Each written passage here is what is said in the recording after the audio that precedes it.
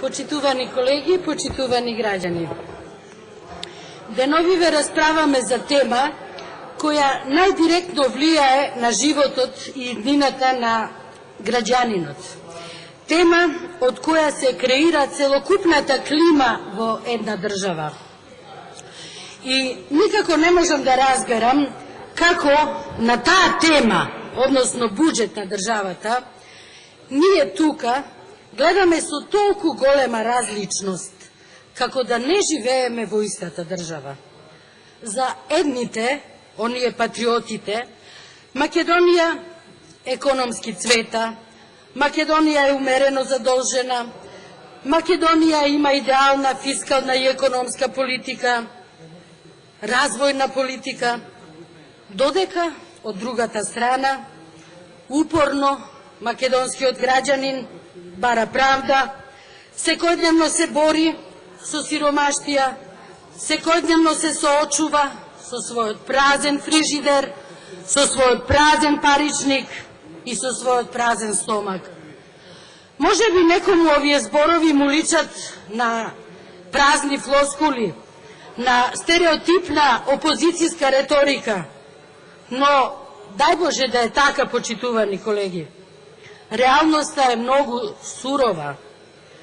Тој незадоволен народ навистина постои, но ме радува фактот дека се охрабри да проговори за својата мака, за неправдата што тие од центарот на моќ ја креираат со своето расипничко и неодговорно управување со државата. Фамилијата на власт единствено што сака се пари во своите джебови. Завршната сметка на буџетот на Република Македонија е само уште еден доказ за лошото недомаќинско планирање и реализирање на економската политика на власта во 2015 година. Од 2008 година до денес владата создаде нов долг од неверојатни 1 милијарда и 870 милиони евра, доведувајќи го јавниот долг во 2015 година на историски највисоко ниво во изминативе 25 години од 46,5% од бруто домашниот производ. Со други зборови, јавниот долг во Република Македонија по глава на жител изнесувал 2090 година во 2015 година, евра во 2015 година. За споредба, во 2006 година истиот бил 899 евра. Во 2008 година се намалил, значи бил 770 евра, после што рапидно и секојдневно се зголемувал. Замислете, секој новороденче во Република Македонија е задолжено со над 2000 евра долг. Во таква држава живееме ние, почитувани колеги. Таа е вистината, таа е реалноста. Со моите скромни економски познавања констатирав дека со рационална економска политика би требало да се избалансираат приходната и расходната страна на буџетот. Меѓутоа, со овој недомаќински ребаланс се крати на расходната страна, но не на непродуктивни инвестиции, односно се крати на капиталните инвестиции, под изговор дека бил предизборен период, а задолжувањата неколкукратно ги зголемува во предизборна година. Се крати во здравството, се крати во земјоделието, се крати во образованието. Во здравството власта на Груевски крати 570 милиони денари. И онака, анализите покажуваат дека јавниот буџет за здравство на Република Македонија не е прогресивен, односно за здравството се трошат само 16% од купниот буџет на државата.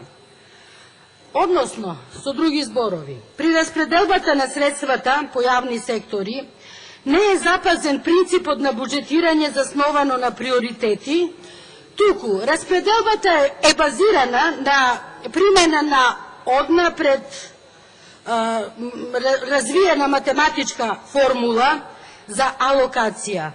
Од тука, ваквиот буџет не предвидува средства и активности кои реално ќе одговараат на потребите на граѓаните за здравствени услуги и здравствена заштита.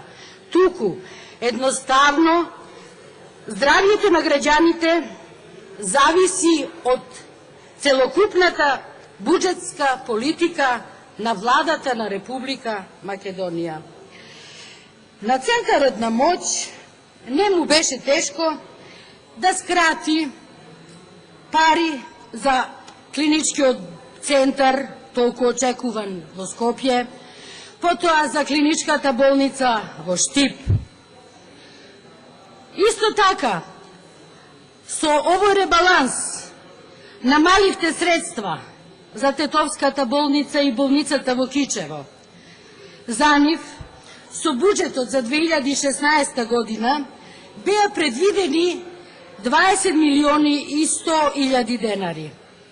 Се прашувам, зошто со ребалансот, ако знае да ми одговори почитуваниот министер, зошто со ребалансот тие средства се сведоа на 3 милиони денари? А да ве подсетам, веќе многу пати сум ја споменала популарната Кичевска болница, која се гради над 20 години и скоро да беше комплетно опремена во 2006 година. Не знам што се случи, почна да се реконструира, да се преправа, се менуваат во неколку наврати пенџериња и врати, радиатори, се краде се од внатре, па повторно се гради и преправа. Значи, 10 годишен период само се преправа, се гради и се уште не е изградена новата Кичевска болница. А требаше да започне со работа до крајот на 2006 година.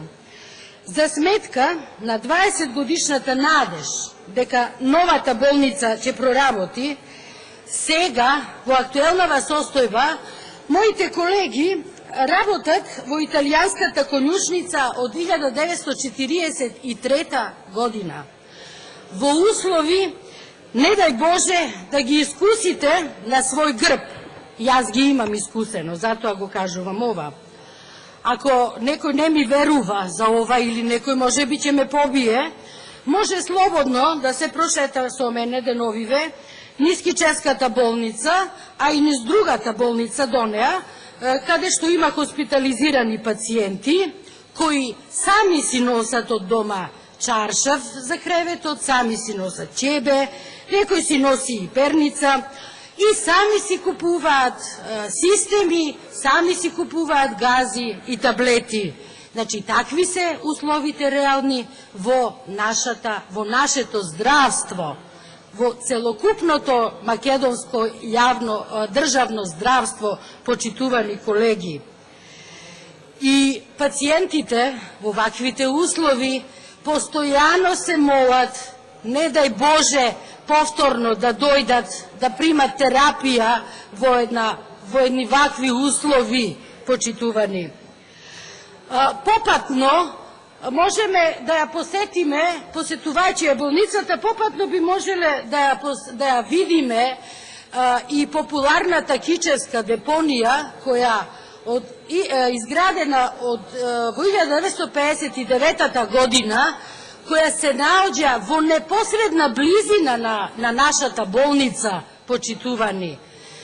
Значи, толку години се поминати од 1959 година и никако не се најде решение за таа Кичевска депонија, која представува еколошка бомба не само за граѓаните на Кичево, туку општо за граѓаните на целата Македонија, затоа што таа се наоѓа во непосредна близина на реката Темница, на брегот на реката Темница, а таа вода продолжува, оди во хидроцентралата Козијак и така натаму и така натаму.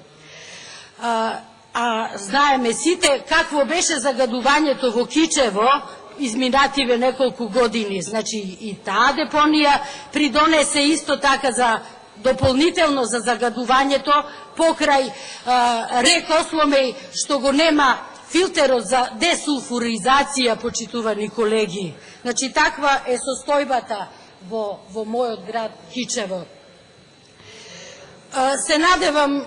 Се надевам нема да ме побијат колегите, моите сограѓани, затоа што таа е вистината, почитувани. Потоа, кратењето со ребалансот не застанува тука.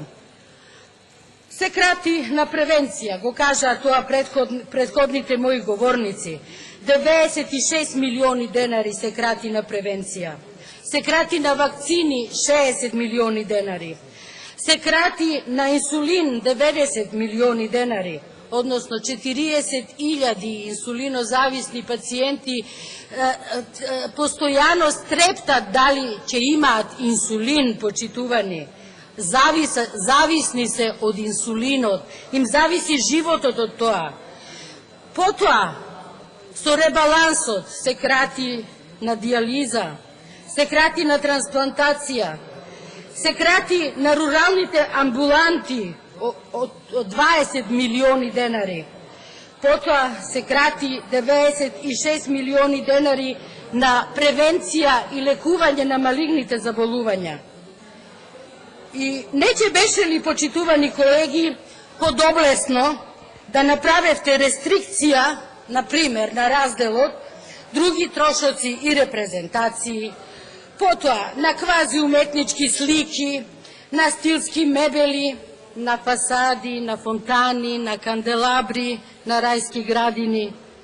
Звучи стереотипно, почитувани, меѓутоа, тоа е тоа. Очигледно е измешан концептот на оваа влада. Коцките во мозаикот се погрешно поставени, а цехот, кој го плаќа, кој друг го плаќа, ако не граѓанинот на Република Македонија. И замислете, на целиот тој економски хаос, деновиве, среде лето, среде политичка криза, во пресред на изборите, како јаготка на шлак, владата повторно издаде еврообврзница во вредност од 450 милиони евра, со рочност од 7 години, со годишна каматна стапка од 5,625% и со образложение на премиерот Димитриев дека целта е навреме да се обезбеди ликвидност како и исплата на плати и пензии и социјални трансфери. И би го запрашала новиот министер за финансии дали на вистина немавме пари за плати и пензии. Не знам, почитува министре, дали го слушнавте моето прашање? Не ме слушна, очигледно. Колеги, ме молам се на своите места. Почитуваниот министер не го слушна моето прашање. Благодарам. Колеги, ме молам на своите места, ме молам. Блазеси му на нашиот народ што зема плата од странски заеми, а самиот си плаќа од джеб за тоа. Во услови на економски раст од само 2%, со каматни стапки на задолжување во континуитет од 5 и повеќе проценти за средства што планираат да ги трошат за непродуктивни и криминални цели, оваа власт ги носи државата и граѓаните во должничко робство. Односно, со други зборови, продолжува наркоманската зависност од кредити. Со ова задолжување, јавниот долг се зголеми за над 3 милиарди евра. И тој долг достигна ново историско ниво од речиси 5 милиарди евра или над 50% од бруто домашниот производ. А за трагедијата да биде поголема, министерот за правда дури вчера стави подпис за таа еврообврзница. а пред два дена тој изјави дека до него нема доставено никакво барање од Министерството за финансии. Значи, имаме повторно кршење на законите на Република Македонија, односно Законот за јавен долг, Кривичниот законник и Законот за влада. И што туку парите од таа евроврзница стигнаа до Народна банка. Вчера слушнавме за ново задолжување од 9,2 милиони евра, меѓутоа овој пат од домашни инвеститори. Како да тоа не е долг, значи се овој пат е од домашни инвеститори, не е битен тој долг. И затоа, почитувани, ни се случува кратење на ИПА, прво 27 милиони, па 60 милиони евра, а замислете, тоа се грантови, почитувани, не знаевме да ги искористиме. Потоа, ММФ ја остави земјата без резидентен представник, после 21 година за прв пат. Потоа, ребалансот на буџетот предвидува зголемување на дефицитот од 36 милиони евра. И затоа граѓаните ќе ја казнат власта на Груевски. И затоа сите кои работеле противзаконски и им нанеле зло на граѓаните на Република Македонија ќе одговараат кога и да е. Благодарам.